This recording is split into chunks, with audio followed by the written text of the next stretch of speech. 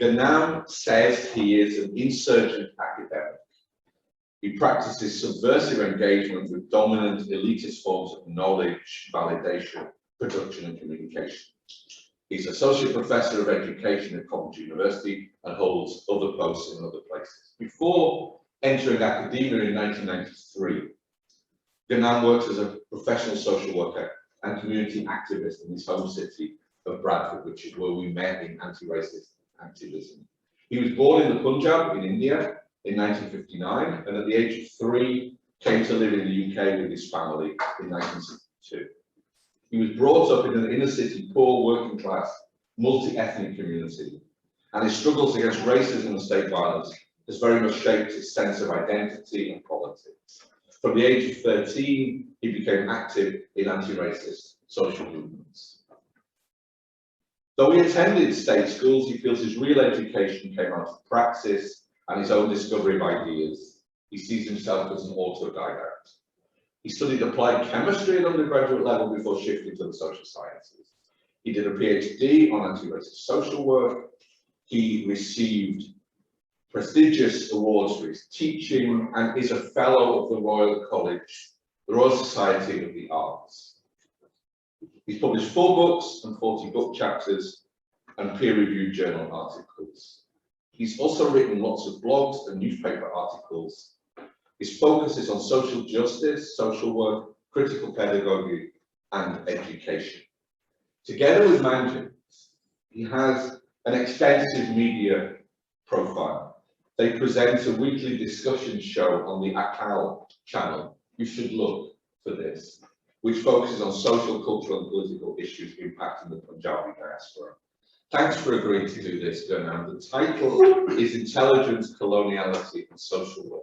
You even sent a long paper yesterday, which I stayed up reading, but I'm not sure many other people will have done.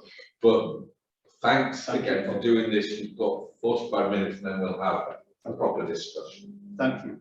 Thanks for that introduction. And it's always a pleasure to be here. And I feel like people kind of in Eastern Europe, if that's, and we still use Eastern Europe, are my kind of people. Yeah, they're honest, they're direct, not like the English who are always very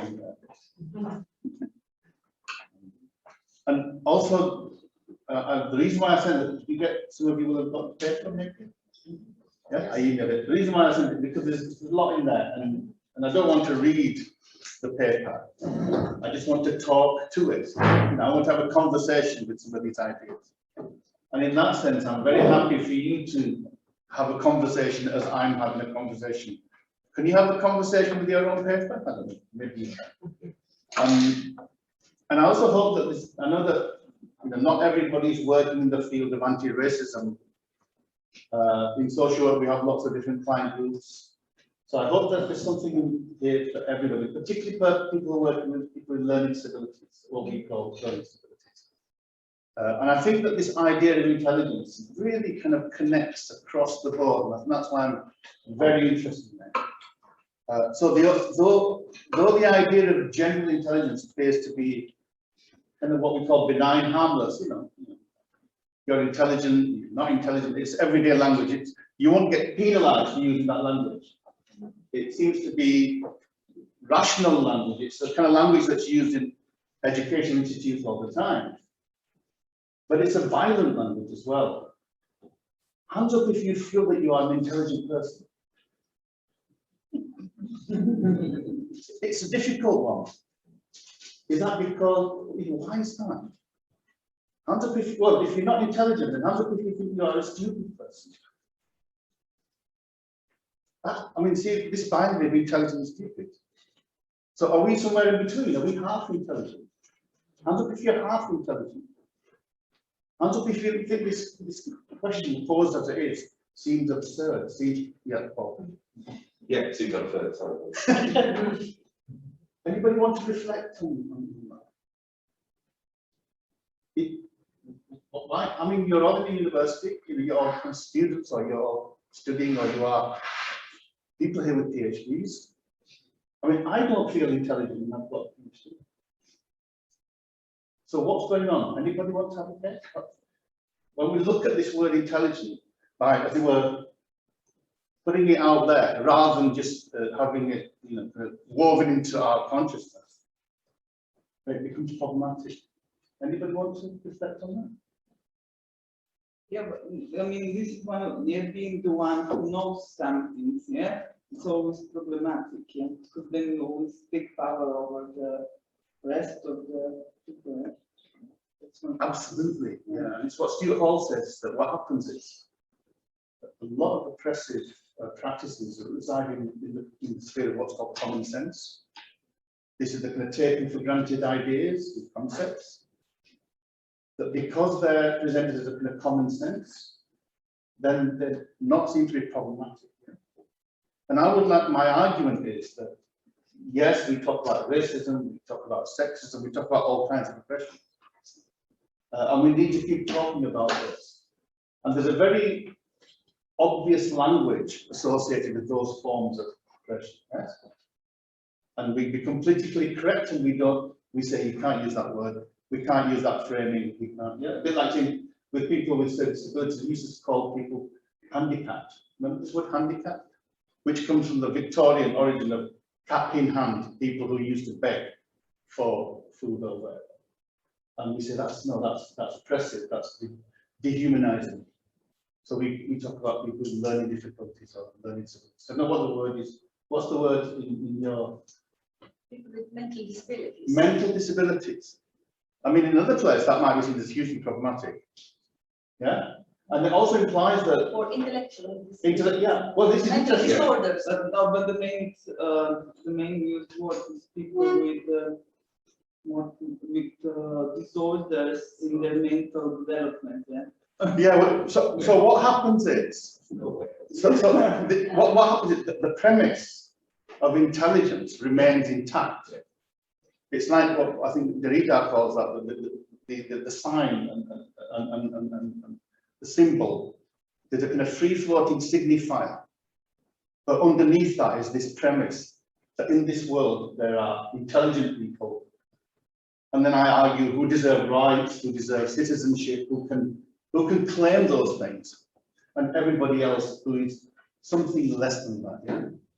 And that's what I'm really looking at here. And so this concept of intelligence. My argument is that discourses of who is classified as intelligent, or who can occupy that space, yeah? Who can actually be in that space, or who is deemed to lack intelligence, who is never allowed into that space, are deeply implicated in the development and justification of social policies and social relations, yeah? And that social work itself has been deeply guilty of working these ideas, even where we're trying to struggle. We talk about mental disability.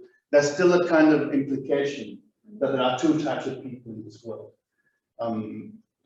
I have intellectual difficulties. I mean, hands up if you don't have intellectual difficulties. Yet somehow we've medicalized that as it's only people who we deem to be disabled that have intellectual difficulties.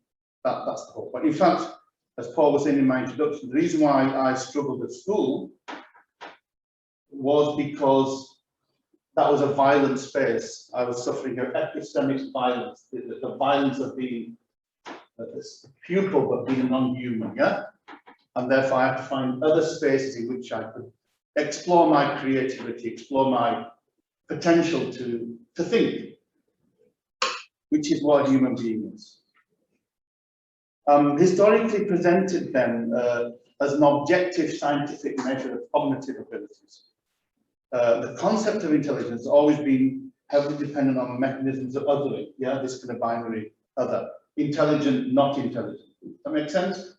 And you can see this othering, other forms of othering or overlay this, so black or white, disabled, non-disabled, maybe heterosexual, gay, lesbian, LGBT. And in other words, gender as well, I think you find the sense. Women are generally, were anyway, deemed to be not as intelligent as men. That's why women were not allowed to vote. Yeah, and it was felt that women's way of thinking was only conducive to certain spaces, domestic sphere. And that was one of the arguments that were made when there was the suffragette movement in the UK and the campaign for women to vote, that the male politicians were saying, well, if you get women into parliament, then it will be a disaster because their brains are designed to function in a domestic space, not in the space of international politics. Well, maybe we need to get rid of these people from Afghanistan and some other places and put the women in charge. We need. So this concept of intelligence then works through what are called discursive repertoire. This is just, it's not always framed through the word intelligent, it's framed through other, what might be proxies, yeah? In fact, in the paper, I talk about intelligence being a proxy for race, maybe being a proxy for gender, yeah? And I think we could live in a world where oppression is kind of articulated in much more subtle forms, in much more hidden forms. It's through stealth. Okay, and therefore we need to be looking. I always say you need to overturn the table. You have to dig now. You know, a bit like you have to dig for these things rather than it being sitting on the surface. Now I could go back. There's a kind of philosophical idea around in the 17th century in Europe. The political philosopher Hobbes talks about this and others. That really over the last 300 years, we've had this notion of citizenship developing within Europe. Yeah, in the pre-modern times, there was no citizenship. People were subjects, or they were slaves. You know, the king, there was an aristocracy. You were either a subject or you were a slave. But what we see is this emergence of the notion of citizen. But this notion of citizen is not unconditional. Not everybody is allowed to be a citizen. And certainly one of the concepts that came through in the Enlightenment was this notion of the social contract. The social, what it means, and say, it comes from Hobbes' work in the Leviathan, but you can see it in Hegel, you can see it in Kant, you can see it in all the European philosophers, even the modern ones. It's this idea, the only people who should be allowed to exercise power is those people who have rationality. Because only people who are rational can engage in a social contract with other people. Does that make sense? And that's why women were not allowed to have the vote, because it was felt that they didn't have rationality. That they were too emotionally kind of, yeah? They didn't have it. And that's why prisoners or maybe people with disabilities, and that's why children are not allowed to have full citizenship rights as well, because it seems that children are not capable of engaging in the social contract. Does that make sense? And that idea of the social contract, which led to entitlements, yeah, and rights, is deeply implicated in the idea of intelligence. And these same ideas were exported into the colonies. Wherever the British went, they gave some limited rights to those people who they felt were not as clever as them, because they were still natives, but they were cleverer than the people in those societies. These could be like native elites, I was saying yesterday, yeah? Co-opted, maybe given a kind of honorary entitlements. And these ideas, these created these exclusions, these hierarchies of entitlement.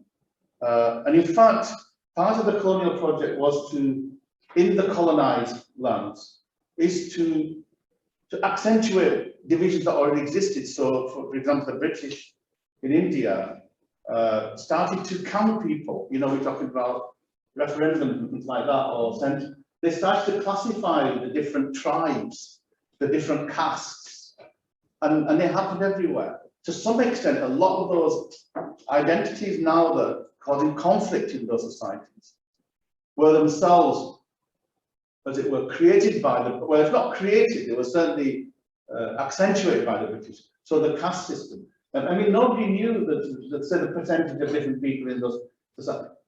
The whole notion of census itself, which is deeply implicated in these ideas about hierarchy, is itself a colonial project of counting and of classifying. And you know, the notion of intelligence is also deeply implicated in classifying. If you think about racial classifications, they're often based on the idea of which races are more intelligent and which races are less intelligent. You know, we see these ideas, and they can, and there's been all kinds of in race science, all kinds of absurd theories as how you can biologically confirm more and less intelligence. So in France, for example, we have people like Cuvier and others who say it was to do with the tilt of the forehead. So the more it was 90 degrees. Just you can all test how intelligent you are by the tilt.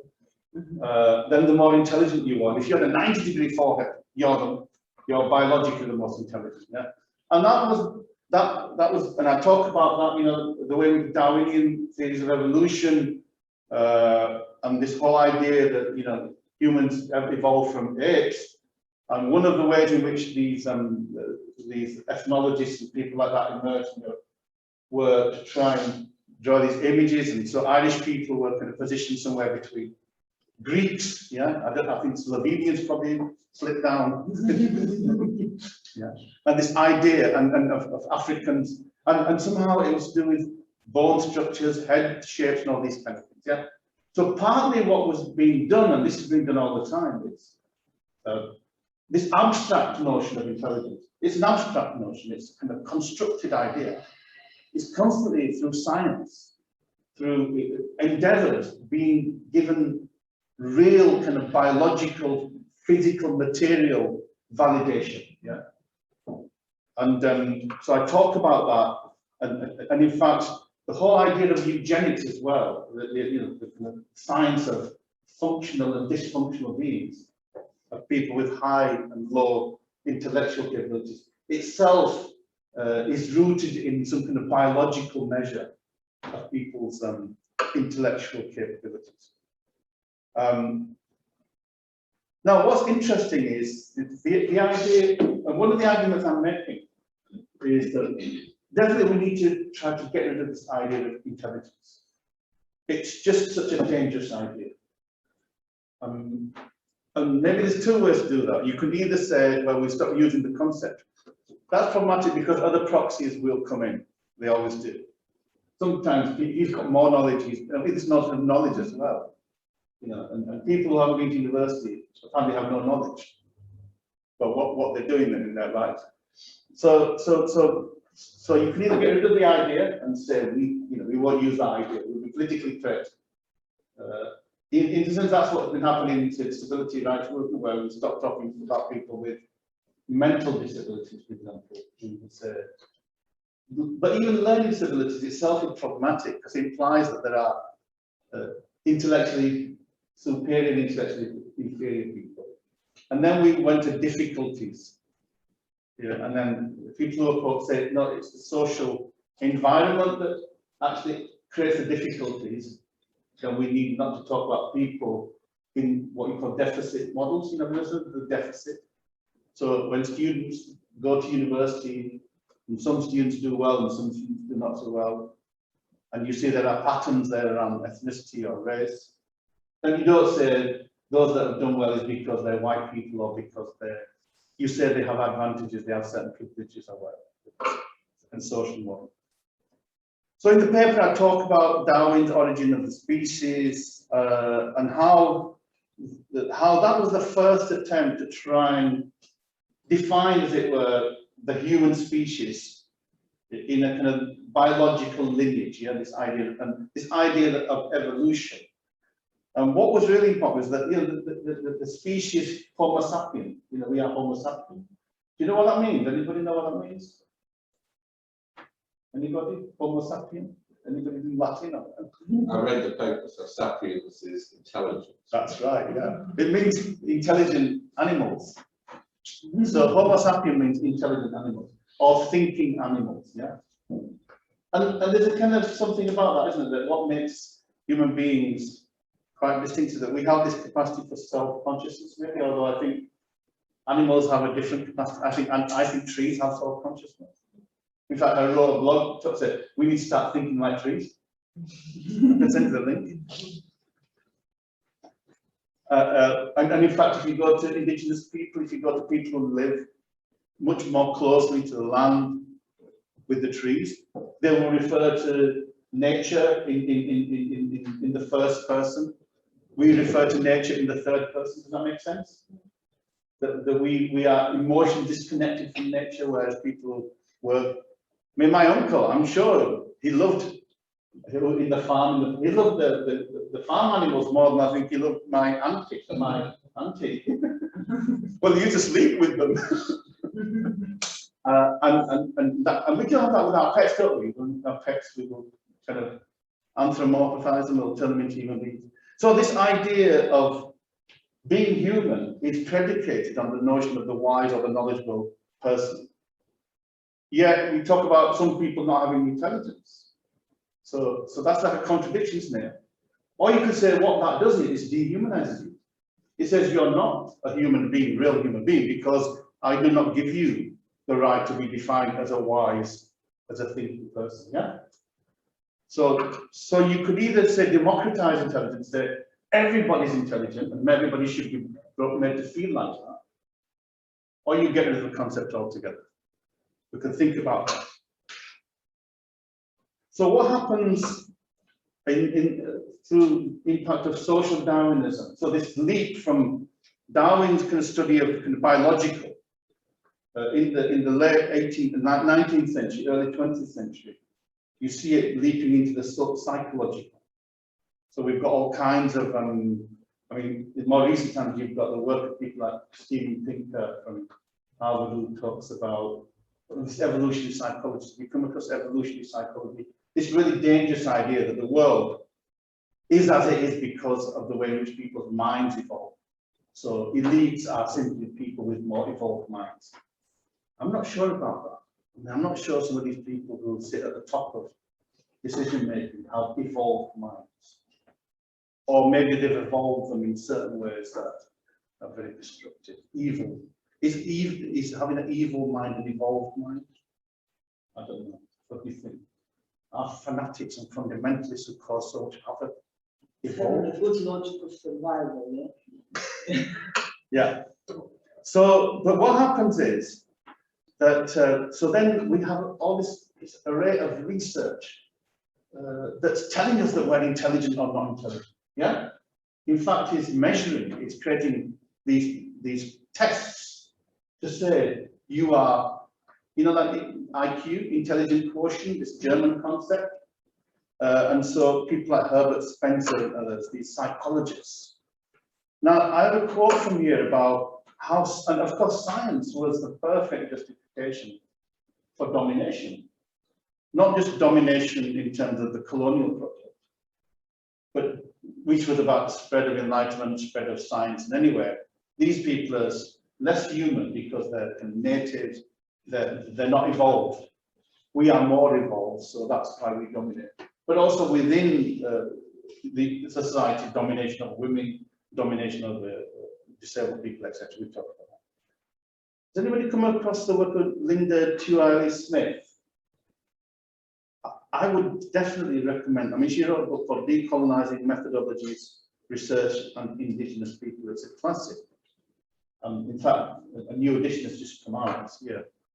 It's a phenomenal piece of work. And what she says is that if you want to decolonize, then you have to look at the technologies that were deployed. And science is deeply, or not science, but, well, science, yes, but research more generally. So if you go to indigenous populations, if you go to people who don't, and even in Western societies, people who don't kind of occupy these spaces called research institutions, academy, they don't talk about, oh, I'm going to research something.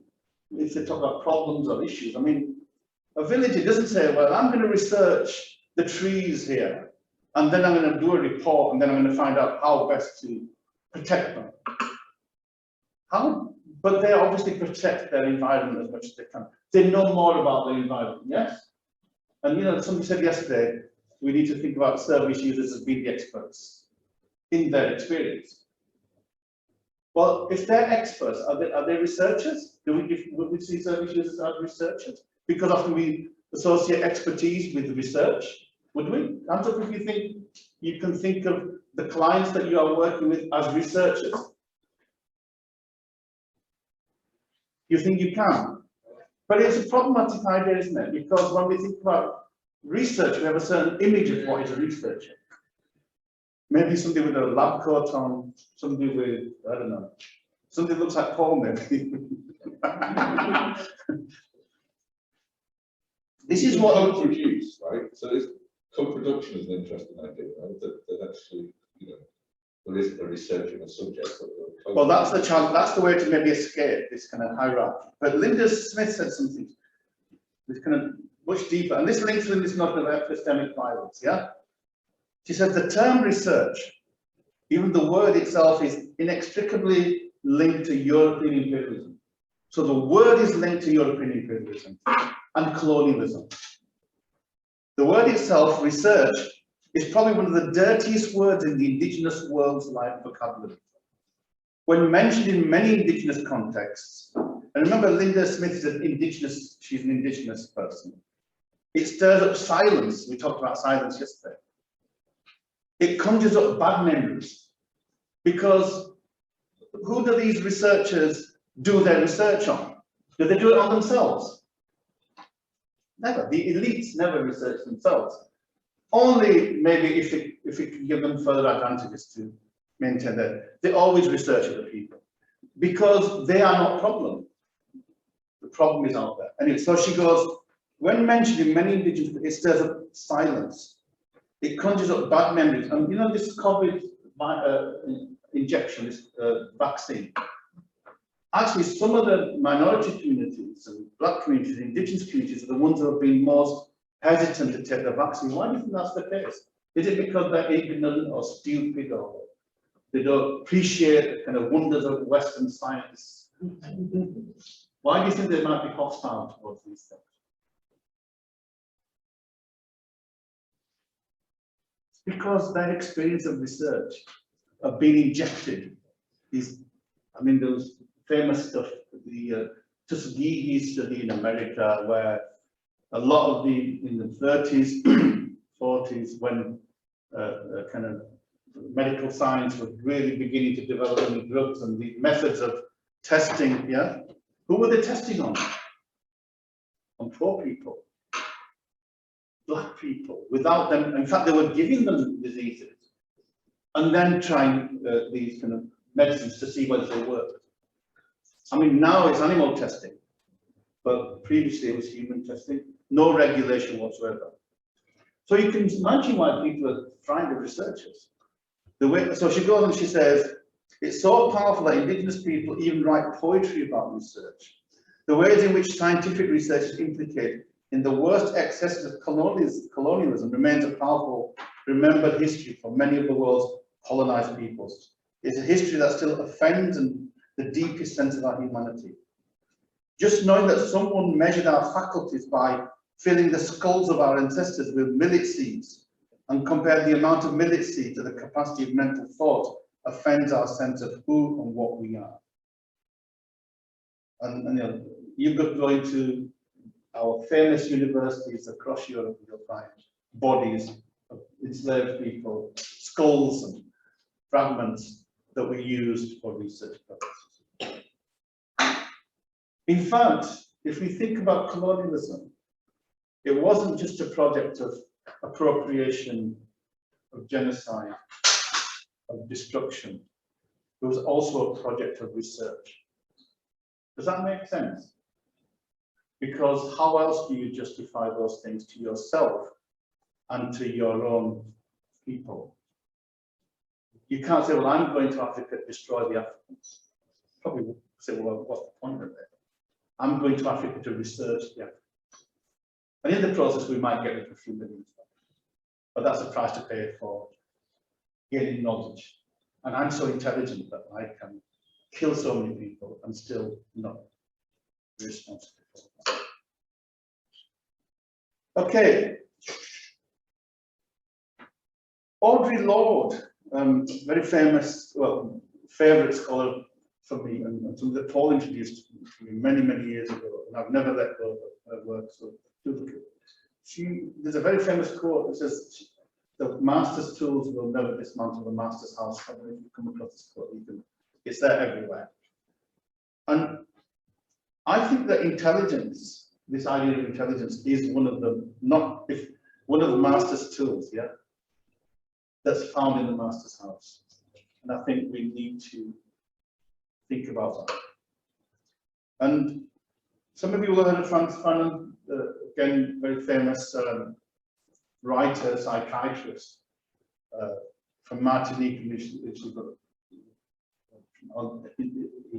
during war, but it was settled in France. And he wrote something very important. He said, it's in this book called Black Screen, White Mask. He's reflecting on this notion of philosophy and intelligence. He said that when an Antillean with a degree in philosophy, an Antillean is this island in the Caribbean, the Antilles, yeah?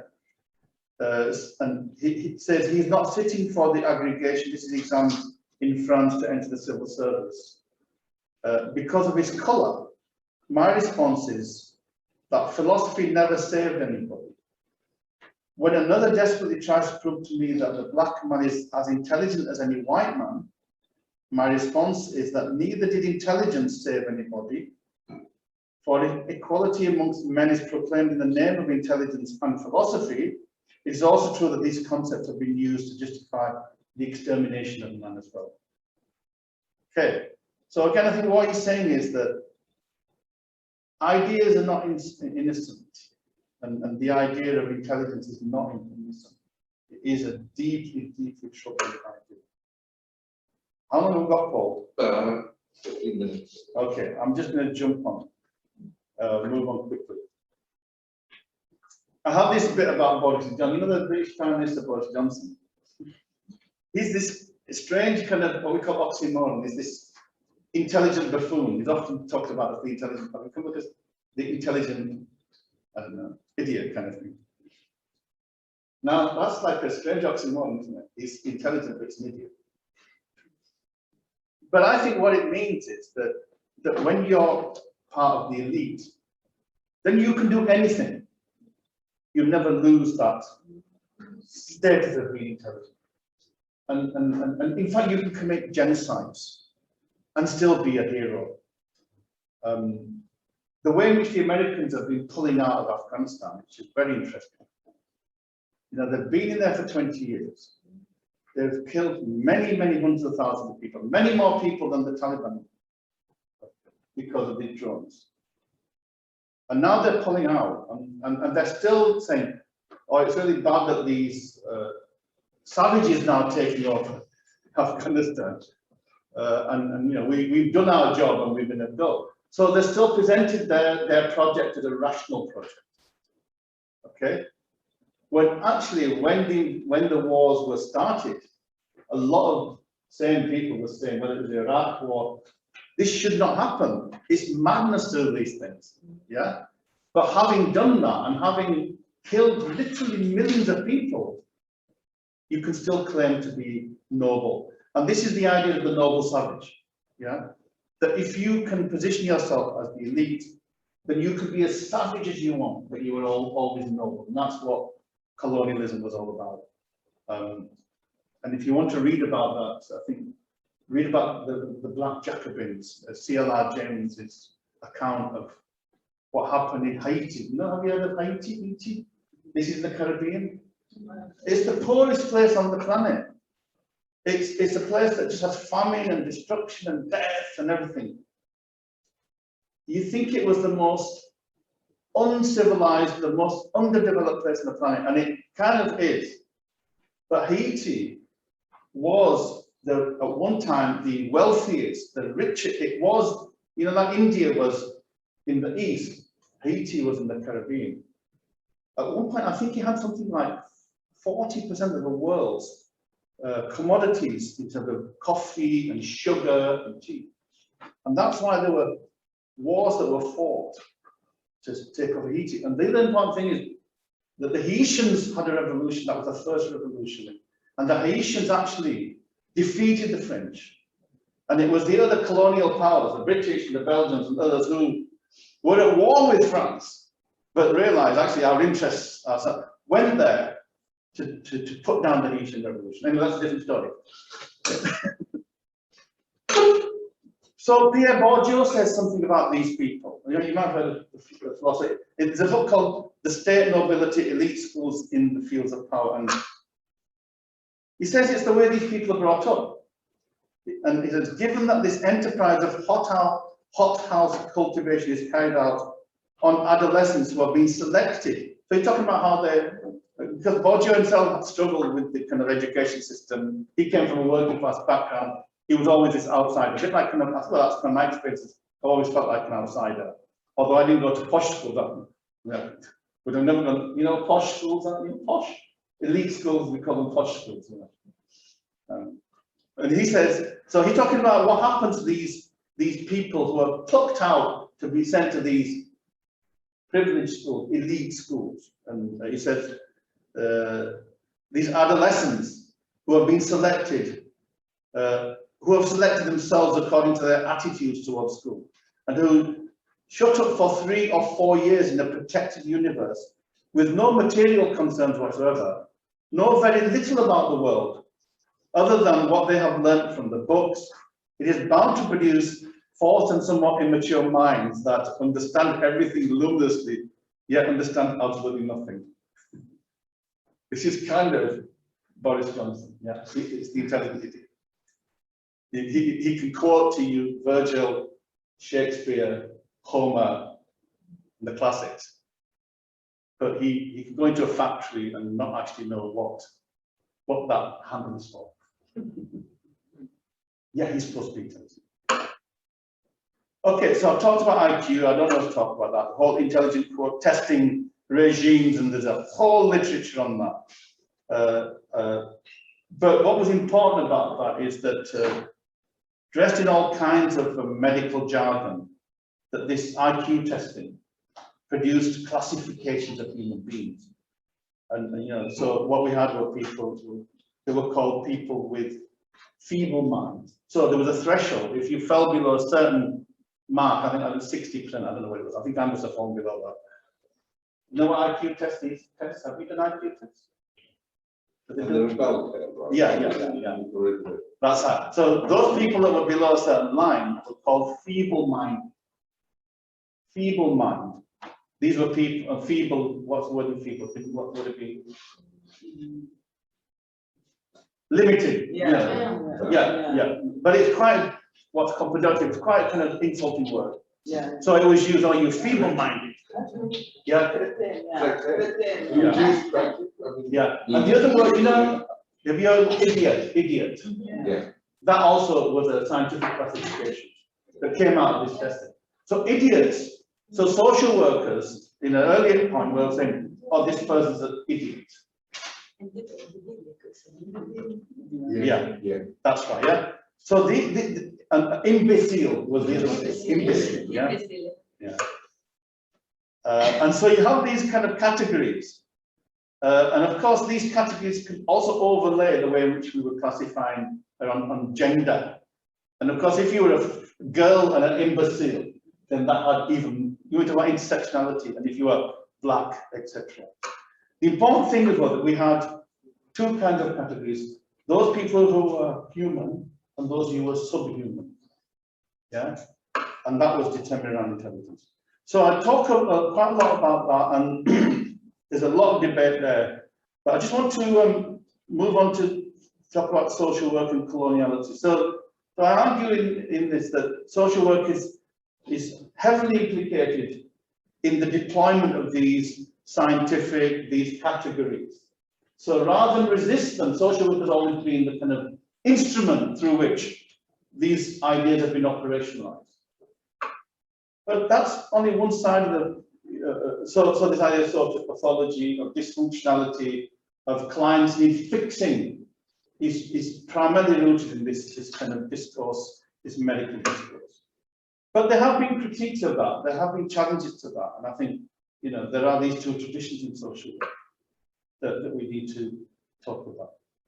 So I'm just going to move on and I've got a whole lot of other things. I've got time to, but I hope I've kind of, if you haven't read the paper, I hope that now that I've kind of just given you a bit of a flavour that you will go on and read more, yeah? I'll just go to the conclusion, if that's all right, yeah? I mean, I do talk about what are the key elements of anti-colonial social work, built on this critique of the violence of intelligence, if you like, and so first of all, I'd say, we need to build on existing legacies of anti-racism and radical social work. So there is that tradition. It goes back a long, long time. I mean, we've been around for the last, what, 30, 40 years, Paul? Yeah. And we've been talking about these things for 4 years, so it's not like something's falling out of the skies. And previous to us, there were these things. Yeah. So we need to realize it's not as if we've woken up to these questions now. In fact, you could argue, throughout the period of slavery and colonialism, there was always resistance. There was always people saying this is not acceptable. It's just that those resistances tend not to get recorded, tend not to get captured, yeah? But they exist. Where do they exist? In oral traditions. They often can be found in non-academic sources, in narrative form, in storytelling, in poetry, in music. You know, if you look at these films of slavery, in the Caribbean or in the southern parts of America, and you have these slaves who, when they were singing, when they were finished in the field, a lot of the singing was resistance singing. It was a way to keep their spirit going, knowing that you might be dead tomorrow. And even, one of these caricatures that they often say of the slave, the house slave, and he's going, yes, master, and rolling the eyes. Have you seen this? The Al Jolson, Gollywog, this character of the Gollywog. But actually, there's some truth in that the slaves used to caricature being a slave. So the master would give them, they say, yes, master, yes, master, yes, master. They were actually taking the piss, they were making fun of the master. But the master didn't realize, the master thought this is just what they are, yeah? So you'll see, and in fact, the Gramsci's work is all about that. Oppression takes place in cultural form, through cultural kind of, but people resist through culture as well. And that's the kind of cultural practice that we need to be thinking about. Not this multiculturalism, which I think is very much kind of built around these stereotypes around intelligence, around inferiority, but the culture of resistance, yeah? And how we understand those. There's a whole lot of other stuff that I talked about that. Just to conclude, I'll just read my conclusion. We talked yesterday about Ubuntu and about some of these other ways of thinking about human functioning and, circles, that we all part of circles. Now, clearly there are problems with those ideas because they can also be, we talk about extended family networks. There can also be endemic cultures of oppression within those families as well, those spaces. So we need to, have no family form is perfect, no way of organizing is perfect, but at least we need to question this absolute kind of emphasis on the individual that we have within the Western kind of concept. So racism and oppression more generally against any climate presents a long-term challenge for humanity, and its role in shaping social processes, practices, and policies should never be underestimated. Yeah, even though we're told we live in this new world, maybe where everybody is now not racist, or we know how to respect women, or we know how to engage with disabled people, etc., etc. No. We need to be very careful. For some people, perhaps those who don't experience the daily kind of experiences of oppression, of racism and other forms, the challenge of being anti-racist or being anti-oppressive becomes like a burden. Why should I can't just get on with things, yeah? But it's only people who are in positions of privilege that can make those statements because, they want to protect their privilege. But for the rest, it's not a choice, it's not a choice. To struggle against these things is the only thing that you've got. So we need to understand that. And so when people struggle against oppression, we might perceive some of those behaviors, like kind of anarchistic behaviors, maybe behaviors that are, or you're not following the rules, or you're not following the law, or you're breaking the law.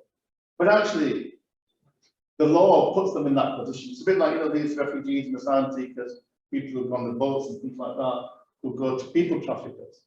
Now, nobody wants anybody to be a victim of people trafficking, but when they say, actually, the risks of drowning in the Med are less than the risks of staying in my village, then you can see why they make those choices as well. So we need to understand when we work with clients who are in desperate situations, how their behaviors may be seen as problematic, but can be understood perfectly rationally in terms of their own situation. If you were in that situation, what would you do? Yeah, think about that. So we have to try to have some empathy if we can with their situation. I mean, would you steal if you had no, if you were say a mother with a child who needed food, and you had no money and you had no prospect, would you steal? Hands up if you would steal to feed your child. I would. Yes. Yeah, yeah, you would. But that's what. But that's what happens. Yeah. So there's a lot of other things. I'll just end on Linda Smith because I did talk about Linda Smith, Huey Smith, and just on the end, she says. So professional and expert knowledge, is itself limited. Yeah. And the ways to know how to do decolonial social work with and working with oppressed people is primarily to learn from them. We talked about that yesterday. It's not only to learn from them, we have to learn together. That's the key thing. And Linda Smith says, she says, and I quote, people, families, organizations in marginalized communities struggle every day. It is a way of life that is necessary for survival. And when theorized and mobilized, can become a powerful strategy for transformation. So increasing awareness of ongoing legacies of colonialism, primarily because of social movements and the power of social media, has drawn attention to the ongoing brutality and oppression of people, black people, brown people, indigenous people, and you know, disabled people and other people the world over. And in the final analysis, perhaps the question is not should or how can social workers decolonize, but what are the consequences for the profession and for them and the servitudes if they do not decolonize. I'll stop there.